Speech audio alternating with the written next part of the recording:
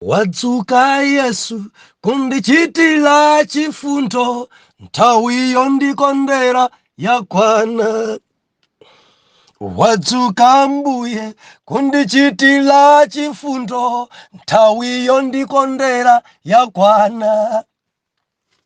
Mwazi wa Yesu kundichitira chifundo, nthawi yondikondera yakwana. Mwazi wa Yesu kundichitira chifundo, nthawi yondikondera yakwana. Yakwana nthawi, yakwana nthawi, yakwana nthawi yokondweredwa. Yakwana nthawi, yakwana nthawi, yakwana nthawi yokondweredwa. Ndikulandireni okondedwa omvera konse kumene muli. Heneleke Chale, mtumiki wanu, believer, lero pa 22 November 2023. Loleni kuti tipitilize, tiombe nkora tikwangule pa topic imene tinayamba dzulo. Nthawi ya Mulungu ikakwana, yakwana. Believer, lero timafuna kuti tiyonjezere ikakwana nthawi ya Mulungu. Palibe opikisana nawe, amasowa opikisana nawe. Onse ajamadza kulekera nkumati mulekeni apite. Genesis chapter number 41. Tukuwerenga verse number 15. Verse number 15. Bible ikunena kuti, mawu otsogolera, Joseph amasulira Farao maloto ake. Verse number 15. Farao ndipo anati kwa Yosefe, ine ndalota, koma palibe wondimasulira. Ndipo ndamva ali kunena za iwe kuti ukamva loto udziwa kumasulira. Ndipo Josefe anayankha Farao kuti, si mwa ine, koma Mulungu adzayankha Farao mwamtendere. Wow. Ndipo Farao adanena kwa Josefe, loto langa taona, ndinayima mphepete mwa nyanja, ndipo taona zinatuluka nyanjamo ng'ombe zazikazi zisanu ndi ziwiri, zonenepa ndi zamaonekedwe abwino, ndipo zinadya mabango. Wow. Apa ndiye akuifotokozera loto yonse imene dzulo tayiona ija, akuifotokozera loto lonseri. Ndiwerenge verse number 25. Ndipo Josefe anati kwa Farao, loto la Farao lili limodzi. Chimene Mulungu ati achite, wamasulira Farao ng'ombe zazikazi zisanu ndi ziwiri, zabwino ndizo zaka zisanu ndi ziwiri, ndi ngala zisanu ndi ziwiri, zabwino ndizo zaka zisanu ndi ziwiri. Lotoli limodzi. 27. Ng'ombe zazikazi zisanu ndi ziwiri zonda ndi maonekedwe oyipa zinatuluka pambuyo pawo, ndizo zaka zisanu ndi ziwiri. Ndiponso ngala zisanu ndi ziwiri zopanda kanthu, zotsalera ndi mphepo yakummawa, ndizo zaka zisanu ndi ziwiri za njala. 28.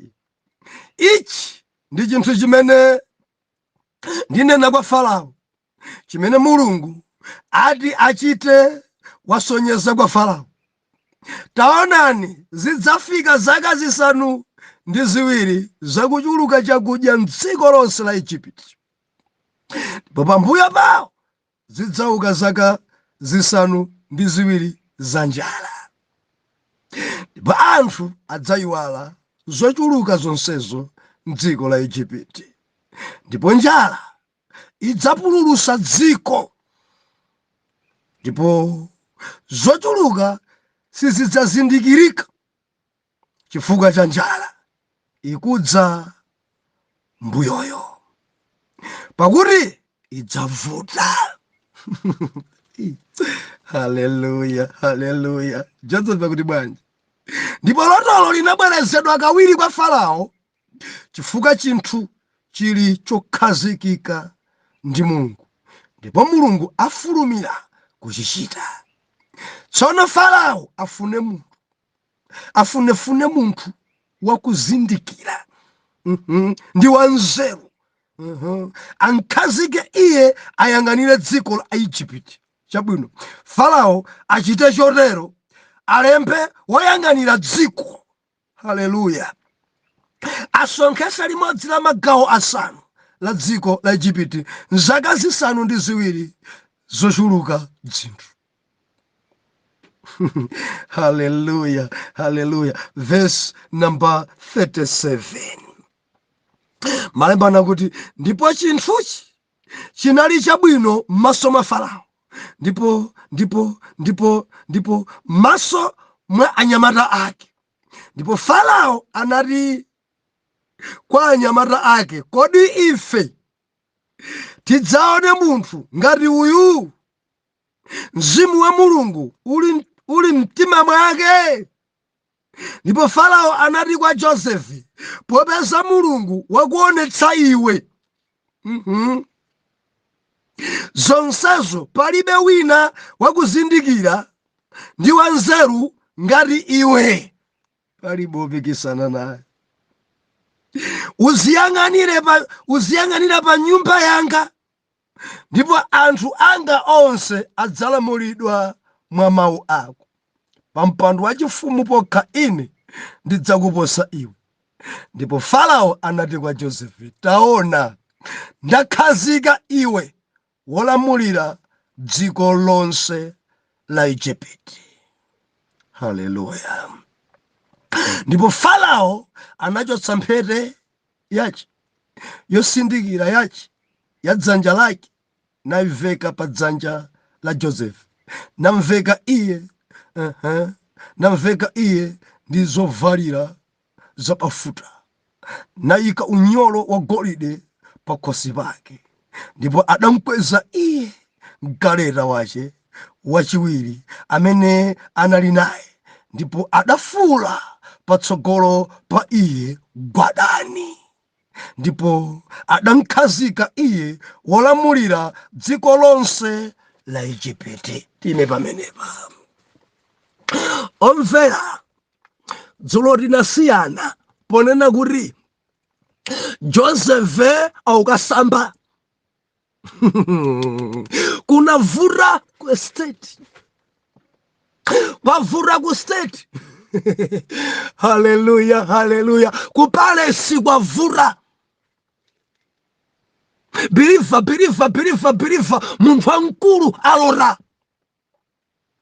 Ndefe dzulo linaona kuti asing'anga alephera, dzulo ife tinaona amadigiri alephera, dzulo ife tinaona aprofesa alephera, dzulo ife tinaona madokta alephera, tinaona ife dzulo akachenjede ophunzira bwino kwambiri anzeru aku Igupto adayitanidwa, bwerani, madala alora, mfumu yalora, mtendere kulibe mtendere ku Paris, kofi sakumwedwa ku Paris, bwana maswafira ku Paris, maloro anzunguza ku Paris, nyamara opereka chikhwadari. Ine ndikumbukire dzochimwa dzanga, ndikhala ngati mwina ndikusunusa chilonda, ndikupagwira bepa chilonda paja pamene ine ndidachimwira. Bwana mukumbukire bwana president, ine ndi nzanga pano tidakukwisani, tidachita kusamvera,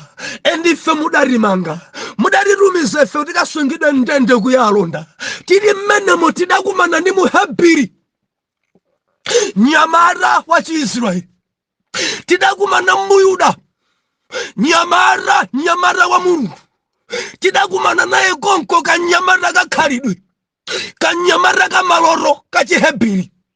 Tidalora ife tidakhala chonchi bwana achisoni. Tidalora ife bwana zidatizungusa kwambiri konko tidalibe chochita. Tidalora ife ine ndi nzanga abwana tidasowa mtendere koma muhebiri ali umeneko, muhebiri opanda kuchimwa, muhebiri ali umeneko adatimasulira ife ndendende ndipo zimene zidachitika kuti ndibwerere pa ofesi pano adalora ndiye mene ndidalorera dene kuti ubwereranso ndipo iwe ukapereka chikho kwa Farao. Koma nzako imaloro wache andula mutu, ndipo nzanga yodi adandula mutu adapachikidwa. Ine ndidabwerera ku ofesi awa dali maloro ndipo zidachitika ndendende. Mwiraneni amene yakabwera dzathandiza bwana. Ne Baibulo nena kuti Farao adalamulira Josefe achoke ndende. Patadusa zaka ziwiri Josefe achoke ndende. Dziko lidadabwa, anzachaka idadabwa. Bwanji kumona Josefe akuchoka mprisoni, gedi kutseguliridwa ya ndende. Bwanji anthu onse achadzidzidzi mutsegula bwanji gedi pano. Mufuna ndani pakati pathati Josefe muhebiri. Ikakwana nthawi palibe opikisana nawe. Ikakwana nthawi aneba mangodabwa. Ikakwana nthawi anzako adzakudabwa. Ikakwana nthawi palibe amene angatsutse. Ikakwana nthawi aloyaja onse makhala opanda nzeru. Ikakwana nthawi majesty ekha kumangotusula maso amene yachoke. Asilikali amfuti adangoyang'ana alamula bwana kuti Josefe achoke. Baibulo nakuti asadafike kwa bwana adati mtumizeni akasambe sopo idapezeka, akasambe zodzola zidapezeka, adzole zovala zatsopano achita kulemba m'malemba kuti mayala adasanduliza, adapasudwa mayala atsopano, adapasudwa chovala chatsopano. Kwa bwana sumapita chinchombo pa mtunda, kwa bwana sumapita mimba pa mtunda. Adampasa chovala chatsopano chokaonekera ku ofesi ya bwana president. Ikakwana nthawi yako, ikakwana nthawi yako, anthu amangokutsegulira gedi. Ikakwana nthawi yako, anthu amangolulutira pa iwe. Ikakwana nthawi yako, okuponderesa madabwa. Ikakwana nthawi yako, ofesi yako imatseguka yokha, palibe opikisana nawe. Joseph afika ali mu ofesi, kanyamata kochena karametedwa tsitsi yonse chakuchosa, kakuoneka kanyamata kachihebiri kokongola kwambiri, kakufika pamaso pa bwana Farao, kaperfumu patali kamayala kamene adampasako kokongola bwino, ali pamaso pa bwana Farao. Bwana Farao kumuyang'ana Joseph muhebiri ndiyo ati ndine bwana. Akuti ndamva amanidalisa manje pamenepa, ndamva za iwe zabwino. Bilifa kureka kudzima mveka zimene uchita zabwino. Ndimati ndilimbikitsa inu ana Mulungu, dzumveka ku Paris mbiri zanu zabwino. Dzumveka ku Paris mbirinso zoipa. Dzumveka kuti bwana mkulu akudziwa akudziwa kuti Malawi muno muli akuti kuchita zabwino. Kuda kudzima fika akuzidziwa bwana president, amazidziwa kuti kudziko kuno kuli adzitumiki, kuli oyera mtima. Amazidziwa kuti kudziko kunonso kuli tiana tinatamwano kwa mpiri, amadziwa. Mondimva akunena Farao, ndamva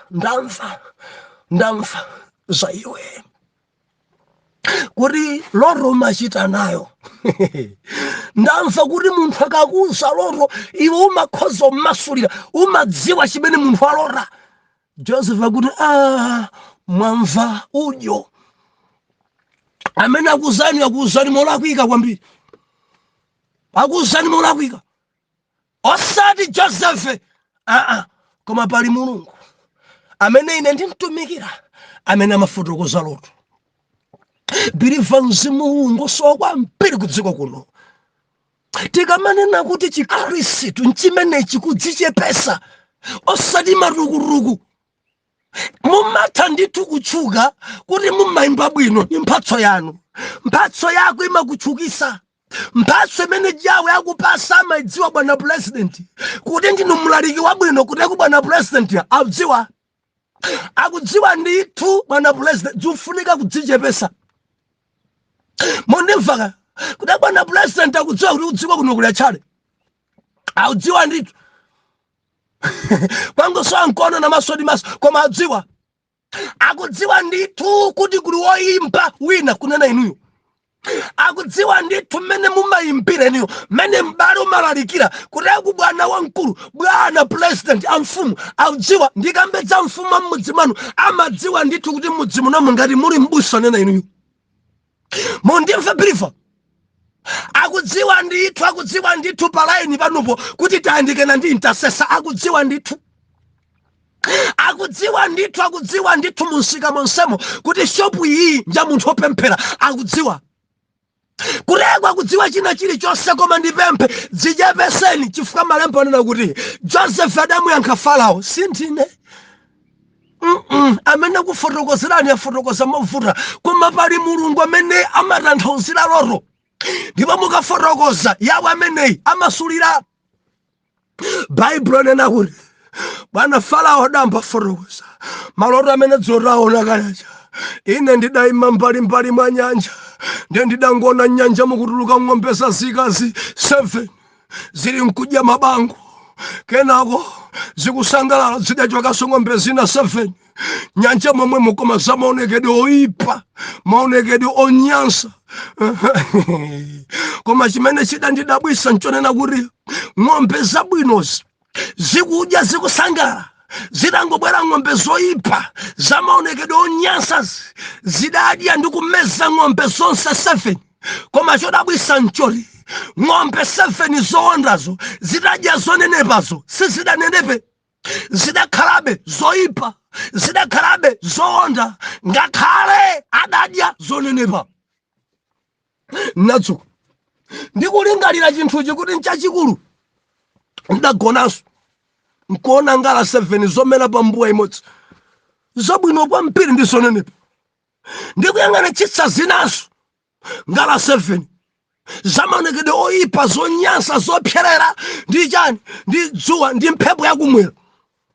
Ndidangonanso kuti zija zoyipa zija zidadyaso ngala izi 7 izi. Ndipo izi zoyipa zisizidakhale zabwino kuti zadya zabwino. Ayi maloto ake ndi amene wa Joseph thandize.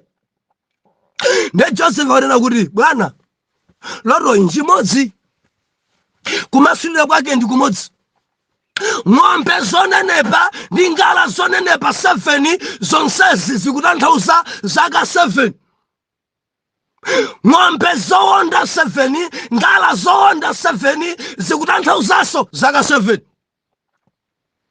Mene mudaonera mu bwana tamverani. Aonena kuti Joseph dziko lino la Igupti anthu akolola kwambiri pakhala zakudya zambiri zaka 7. Koma zikatha zaka 7 kudzabwera nthawi ya njala ndipo njalayo idzakhala yayikulu. Dziko lidzakulukutika anthu adzafa. Ena adzasowa mtendere. Chakudya chidzasowa kudzakhala njala yopsa mtsogolo. Nchifukwa chache bwana zinthu Mulungu adzibwereza kudzibwereza kuona ng'ombe nkudzaonanso ngala.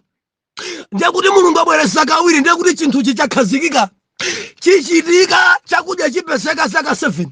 Koma after 7 years kuli njala anthu adzavutika kuyiwala kuti ankadya 7 years zadusazo. Ena adzadwala nayo njalayi. Ena adzafa nayo njalayi. Dziko lidzasauka njalayi. Dziko lidzakhala chipere ndi njala ikubwerayo. Bwana president Farao adamvetsera. Unena zona malangizo ako akuti bwana pakusweka kuti mupeze munthu wanzeru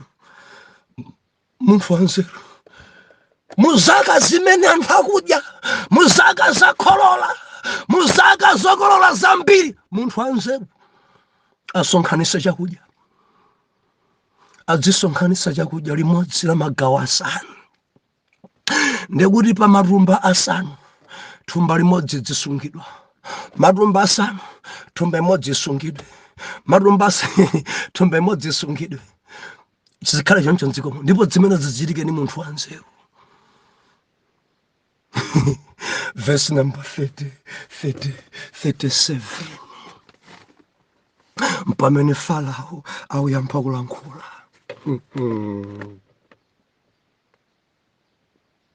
Chinthu chabwino. Chinthu anena Joseph nchabwino. Sitikufunanso kupita kutali, chinthu chabwino.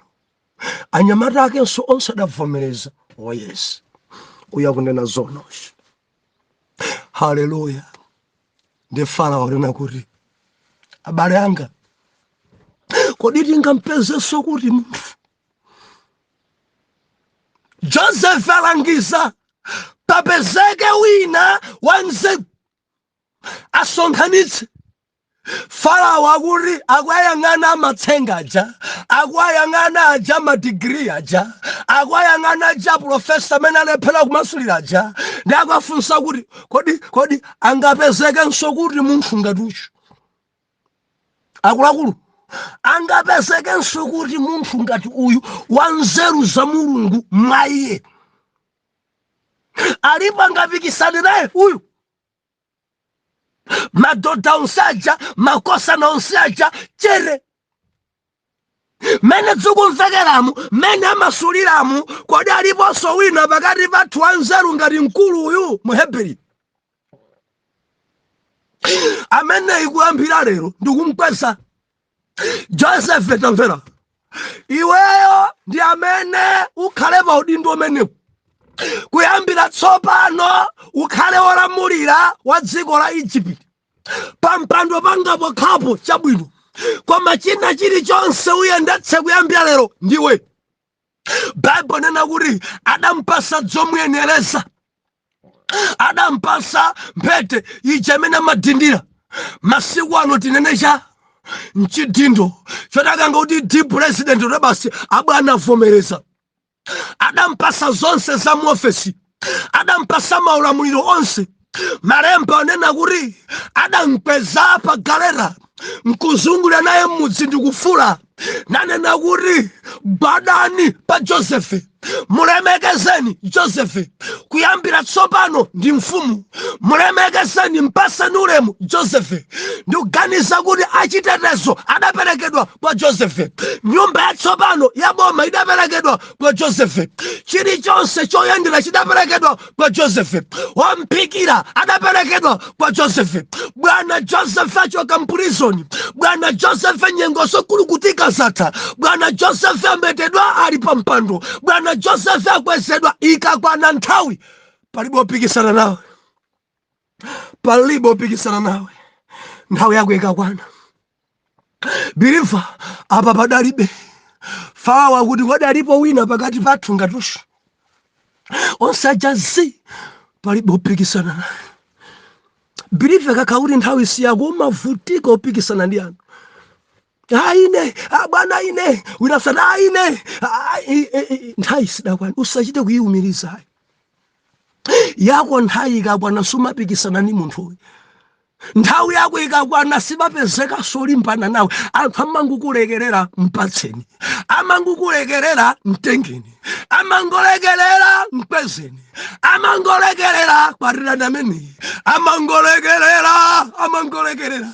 Ikakwana nthawi wopikisanaso, ikakhani nthawi yako ena mapango okhalizeni sindimanso MP kuona amene pa ground palire. Basi anthu aone angati ndipo sisandidyera ine ndidzisiye ndingonsira mayiyo. Hallelujah. Nthawi yako ikakwana, nthawi yako ikakwana yokonderedwa, nthawi yako ikakwana, bilifa ikakwana nthawi, palibe opikisana. Lono la Farao idanena kuti zaka 7 zimene zidaoneka ni ng'ombe zonenepa ndi ngala zonenepa, akuti zidamezedwa ndi zinthu zoonda. Bilifa kudziko kuno kuli vuto imeneyi. Zaka zonenepa, zaka za njala, ndikumeza zonenepazo, ndikukamba ndi wina akudusa munyengo imeneyi, zabwino zake zamezedwa ndi zoyipa. Ndikunena ndi wina, bilifa ikhoza khala sololo lako. Lero luliyoliyoliyoliyoliyolo tamvera kukubala zaka zoonda. Ndikufuna kuti ukhale wanzeru kwambiri, ukhale wozindikira. Ena pano kusangalala kwambiri dzuwa yendera, ena muli m'maofesi, ena muli liyoliyo, koma ndimati ndikuchenjeze ngati suzindikira loro kukubala zaka zoonda zimene zidzadye nthawi yako yosangalalayi. Endi zotsatira zake udzayiwala kuti udali bwana. Kuteko kudziko kuno ndikukamba ndi wina zaka zake zabwino, chabwino chake chidamezedwa ndi zaka zoonda, chabwino chake chidamezedwa ndi zoyipa. Moti pano akamakhala manguti kale ine kale dali mmamuna wabwino ine kale, pamene ali naye pano bilifa tamvera ni ngala zoonda, akulukutika kopya maloto ena apherezera. Ndimafuna nkuchenjeze pakusoweka nzeru ndi vumbulutso. Wina ndikuchenjeze bilifa ndiwe mboni.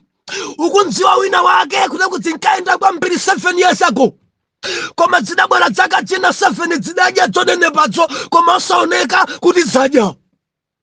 Bilifa mundimvesakaya, kudziko kuno moyo uno ndioseketsa, moyo uno ndioseketsa. Ena tinyoza, ena tilalatira, ena tipisa mbiri, ena oneka ngati otsogola, ena oneka ngati zabwino. Bilifa ni nyengo yakholola pobwera zaka 7 zimene adzadye zabwino zako. Ndikupemphera kuti ichi chisachitike pa moyo wako. Bilifa pemphera kuti chonenepa chako chisadyedwe ndi chowonda. Kamundimva ine kaya, ndikuti upemphere kwambiri ngati supemphera mtendere wako wa banja udzadyedwa ndi chowonda. Chosaoneka bwino chidzadya chonenepa chako. Wina udabwa munangazona, anthu nkumadabwa nkumaona kudabwa mbowawa asiya mkazi wokongola bwanji, koma mkazi amene amtengayo mkazi osaoneka bwino ngati uyu, koma ngakhale mayi uyuyu atengedwa ndi mamuna wabwino kwambiri, sikuti mayi akusintha, akuonekabe wanjalanjala, akuonekabe osaoneka bwino, akuonekabe wachimedzimedzi, kuti zimakhala choncho. Apapa bilifi kuti mukundilonda. Samalitsa nthawi imene uli nadzo zinthu, usachoke pamaso pa Mulungu. Mvetsera pali loro yanji, khalabe intercessor, khalabe upembedzera. Ndikukamba ndi wina akudusa munyengo zapanikirero tamvera ndi zaka zoonda, koma mvetsera Mulungu achita chozizwa kuti chowonda chako chimezedwe nchabwinochi. Ndikunenera kwa wina chichitike ichi pa moyo wako, wakulukutika kokwanira, mamuna wako kuvutika naye, kuonda naye nyengo za chowonda. Ndikupemphera mu dzina la Yesu kuti chowonda chako chimezedwe ndi chonenepa. Mavuto ako, masautso ako amezedwe. Nyengo zokonderedwa, nyengo za maumboni zibuke pa moyo wako, nyengo zolira zipite, nyengo zosowa zipite, nyengo zopweteka zipite mu dzina la Yesu. Ikakwana nthawi yakwana, yakwana nthawi yokonderedwa, yakwana nthawi yakukwezedwa, yakwana nthawi yakubereka, yakwana nthawi yomanga ukwati, yakwana nthawi yakupambana. Ikakwana yakwana zoti mari zovala zachimidzimidzi mpaka na wina kukufunsira. Ikakwana nthawi yakwana, ndikuti yakwana abusa sindikubala ramvera, siukhama muna pafupi kamodzi kokha mimba imabwera. Ikakwana nthawi yakwana udzabala. udzayamwisa, udzakwatiwa, udzakwezedwa, zidzachitika. And nthawi yako ikakwana, palibe opikisana nawo. Palibe. Joseph ndi mfumu pano. Joseph aulamulira. Joseph akwezedwa. Joseph nyengo zasintha. Joseph maloto apherezera. Mawa mundilondole tidzangoona kuti aulamulira bwanji. Atate m'dzina la Yesu, mwana wa Mulungu wamoyo. Inu amene mumapangisa loto kupherezera. Inu amene mumalemekeza ana anu. Inu amene mumachita chachikulu pa ana anu, chichiteni pa uyu monga mudachita pa Joseph m'dzina la Yesu. Nthawi ya m'bale ikwane. Oyera mtima tiyankhe kuti amen and amen.